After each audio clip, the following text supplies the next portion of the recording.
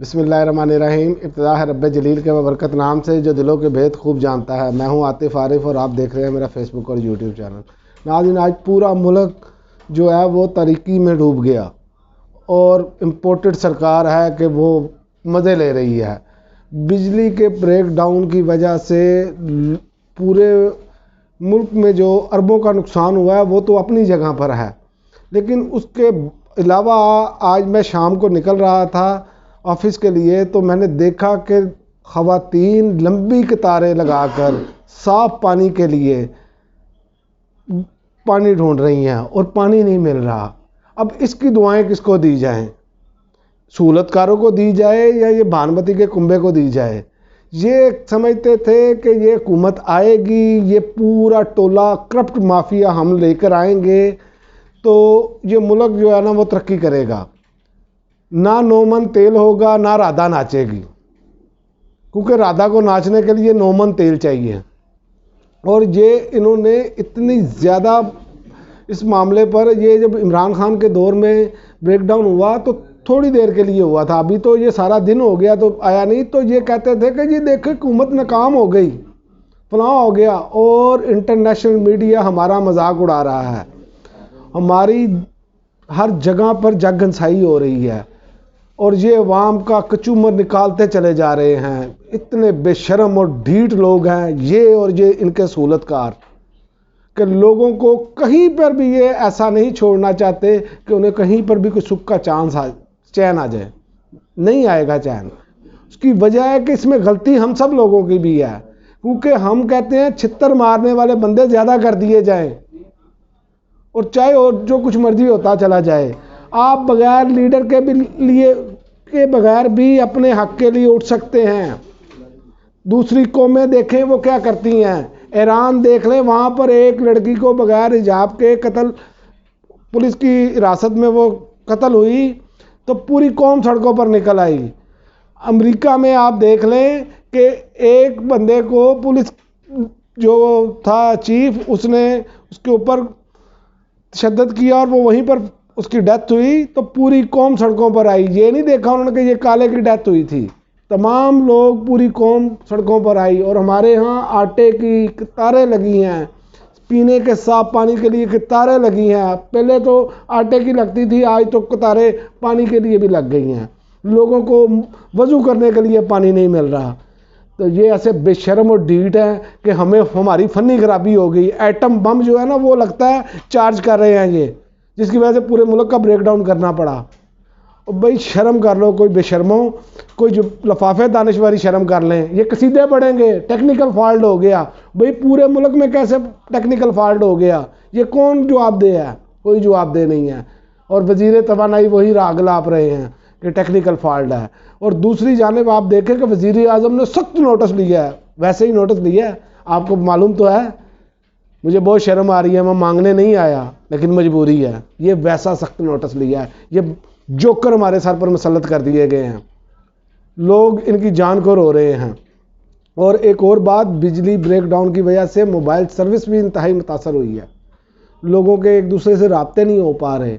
अब ये आपको पत्थर के दौर में लेकर जाना चाहते हैं। ये है रजीम चेंज असल। इससे आगे भी मैं अभी आपको बताता हूँ, क्योंकि आप सुनेंगे इंडियन चैनल का एक क्लिप, वो हमारा कैसे हम दर्दाना मजाक उड़ा रहे हैं। ये सुने पहले। भारत में बहुत सारे लोग ऐसे हैं जो पाकिस्तान को जब बुरी स्थिति में देखते हैं तो बहुत खुश होते हैं। भारत पाकिस्तान को अपना दुश्मन देश मानता है और बहुत सारे लोगों को ये देखकर शायद खुशी भी हो रही होगी। लेकिन आज हम आपसे ये कहना चाहते हैं, इसमें खुश होने जैसी कोई बात नहीं है। आज आपकी हमदर्दी पाकिस्तान के लोगों के साथ होनी चाहिए, क्योंकि जो कुछ भी हुआ, जो बंटवारा हुआ, बंटवारे के बाद जो हमारी दुश्मनी हुई, जो युद्ध लड़े गए, उसमें पाकिस्तान की इस भोली भाली जनता का कोई रोल नहीं था। और आज पाकिस्तान की जनता बहुत परेशान है। आज तमाम देशों को मिलकर इनकी मदद करनी चाहिए, अंतर्राष्ट्रीय समुदाय को भी इनकी मदद करनी चाहिए। और इंसान तो इंसान ही है, चाहे इस पार हो या उस पार हो। लेकिन आज ऐसे हालात बनते ही नहीं। यानी अगर आज भारत और पाकिस्तान एक रहे होते तो आज हम अनाज के उत्पादन में चीन को पीछे छोड़ चुके होते। आज पाकिस्तान में 1 किलो आटे की कीमत है 150 रुपए, जबकि भारत में 1 किलो आटा मिल रहा है 30 रुपए में। اور وہ بھی آسانی سے. آپ کو کہیں لائن میں لگنے کی ضرورت نہیں ہے. آپ آن لائن آرڈر کیجئے اور 10 منٹ میں آٹا آپ کے گھر آ جائے گا. آپ کو باہر جانے کی بھی ضرورت نہیں ہے. لیکن پاکستان کے لوگوں کی قسمت اتنی اچھی نہیں جتنی بھارت کے لوگوں کی قسمت ہے. پاکستان ہر سال اوسطاً 2.5 کروڑ ٹن اناج کا اتپادن کرتا ہے، لیکن وہاں اس کی کھپت 3 کروڑ ٹن ہے. اور اسی انتر نے پاکستان میں یہ سنکٹ پیدا کر دیا ہے. حالانکہ یہاں بات صرف آٹے کی نہیں ہے، بلکہ اس سمے پاکستان میں کھانے پینے کی زیادہ تر چیزوں کی قیمتوں میں 30 سے لے کر 100% کی وردھی ہو چکی ہے. جیسے پچھلے سال پاکستان میں 1 کلو پیاز کی قیمت تھی لگ بھگ 36 روپے. اب وہاں 1 کلو پیاز مل رہا ہے 220 روپے میں. 36 سے سیدھے 220 روپے. یہ قیمتیں آپ کو پاکستان کی کرنسی کے حساب سے ہم بتا رہے ہیں، کیونکہ وہاں کی کرنسی بھی روپیہ ہی ہے اور وہاں اسے پاکستانی روپیہ کہتے ہیں. پچھلے سال پاکستان میں پرتی کلو دودھ کی قیمتیں تھیں 114 روپے. اب قیمتیں بڑھ کر ہو گئی ہیں 150 روپے. اسی طرح ایک پیکٹ بریڈ 90 سے 100 روپے. سرسوں کا تیل لگ بھگ 550 روپے پرتی لیٹر. باسمتی چاول 150 روپے پرتی کلو. مونگ دال 252 روپے پرتی کلو. اور 1 کلو چکن لگ بھگ وہاں 400 سے 600 روپے کے بیچ میں مل رہا ہے. اور یہ سب بھی انہی لوگوں کو مل رہا ہے جو ان چیزوں کے لیے کم سے کم 10 سے 12 گھنٹے لائن میں کھڑے ہو رہے ہیں. پاکستان کے شہروں میں کھادیہ مہنگائی در پچھلے سال جنوری میں 13.3% تھی، جو اب لگ بھگ 33% کے سطر پر پہنچ گئی ہے. اور جن قیمتوں پر لوگوں کو کھانے پینے کا سامان بازار میں ملتا ہے اس کی مہنگائی در بھی 13% سے بڑھ کر اب لگ بھگ 25% تک چلی گئی ہے. یعنی پاکستان کے جو حالات ہیں وہ شری لنکا جیسے ہو رہے ہیں. اس کے علاوہ پاکستان کا ودیشی مدرا بھنڈار لگاتار گر رہا ہے، کم ہو رہا ہے. پچھلے سال پاکستان کے فورن ریزروز میں 2 لاکھ کروڑ روپے کی ودیشی مدرا تھی. اب یہ آنکڑا بھارتی روپے میں صرف 93,000 کروڑ روپے بچا. کافی کو لگایا ہے 100 پنکچر لگانے سے کے لیے پہلے 35 پنکچر لگے تھے. وہ بھی سب کو پتا ہے وہ کن کا آدمی ہے، یہ بھی سب کو پتا ہے. آپ لوگوں کو نوازتے ہیں، ان لوگوں کو جو آپ کے مفادات کے لیے کام کرتے ہیں، لیکن آپ نے شرم نہیں کرنی، نہ آپ کو شرم آتی ہے. یہ آپ ہی نے فکرہ بولا تھا کوئی شرم ہوتی ہے، کوئی حیا ہوتی ہے، لیکن خواجہ آصف صاحب آپ کو تو بالکل ہی نہیں ہے اور آپ کی حکومت کو بھی نہیں ہے. پہلے مجھے آج ایک آدمی نے سوال کیا کہ پہلے جو ہے وہ پہلے بھی تو کھاتے تھے یہ، تو اب اس ملک کا حال عمران خان کی وجہ سے ہو گیا ہے. میں نے کہا جناب پہلے ایک جماعت آتی تھی وہ کھاتی تھی، اب پورا بانمتی کا کنبہ کھا رہا ہے. 80 رکنی کا بینہ ہے آپ کی، عیاشیاں آپ کی ویسے ہی جاری ہیں. تاجر آپ کی جان کو رو رہے ہیں، صنعتکار آپ کی جان کو رو رہے ہیں، مزدور آپ کی جان کو رو رہا ہے. کس کس کی بات کریں؟ لیکن آپ کے سہولتکاروں کو شرم نہیں آ رہی اور اپنا جو ہے وہ کٹ پتلی وہ لا کر وزیر اعلیٰ نگران وزیر اعلیٰ لگا دیا ہے. اور اس پر آپ کو پتہ ہے کہ پلی بارگین پر سپریم کورٹ کا فیصلہ ہے کہ وہ کوئی بھی پبلک آفس ہولڈ نہیں کر سکتا، اور اس کے باوجود یہ کیا گیا. اب دیکھتے ہیں نظام انصاف کیا کرتا ہے. نظام انصاف تو ویسے ہی سویا ہوا ہے. اس کو ہوش اس وقت آتی ہے جب سارا کام ہو جاتا ہے، جب یہ نگران وزیر اعلیٰ سے ختم ہو جائیں گے، الیکشن کرا کے اپنا ایجنڈا پورا کر دیں گے تو جناب کیس لگ جائے گا. جیسے کہ عمران خان کی حکومت گرانے کے حوالے سے اپیلیں سماعت کے لیے منظور ہوئی ہیں. اور دوسری جانب آپ دیکھیں کہ شرح سود میں 1% اضافہ ہوا ہے اور 27 برس کی بلند ترین سطح پر پہنچ گیا ہے یہ سب کچھ. آپ مہنگائی دیکھیں بڑھتی چلی جا رہی ہے، اس کو بریک ہی نہیں لگ رہی.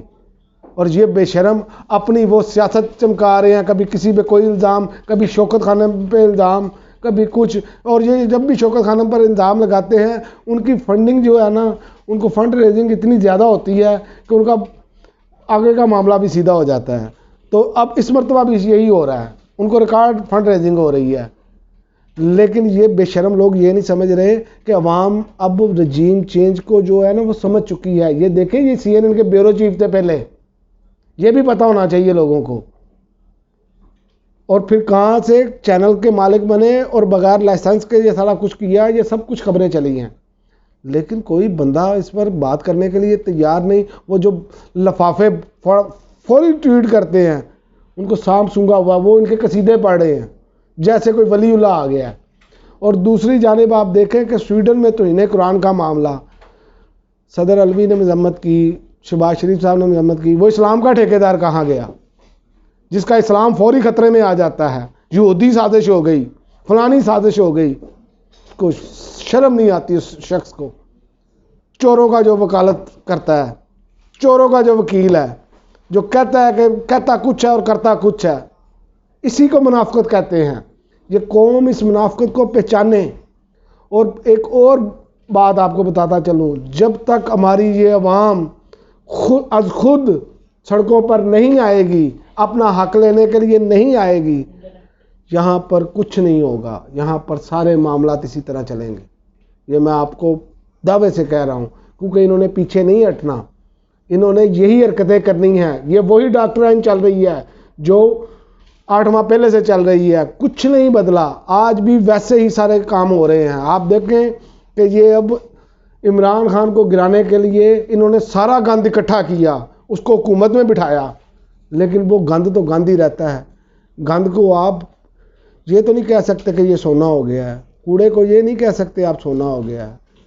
اور خدا را اپنے حق کے لیے خود نکلیں، یہ ایک لمبی لمبی قطاروں میں لگنے کی بجائے ایک دن اپنے حق کے لیے باقاعدہ سڑکوں پر آئے۔ ترکی کے لوگ ایک رات سڑکوں پر آئے، آج وہ سکون کی نیند سو رہے ہیں، اور ہمیں بھی ایسا ہی کرنا چاہیے۔ اب تک کے لیے ناظرین اتنا ہی، اجازت دیجیے، اللہ حافظ، پاکستان زندہ باد۔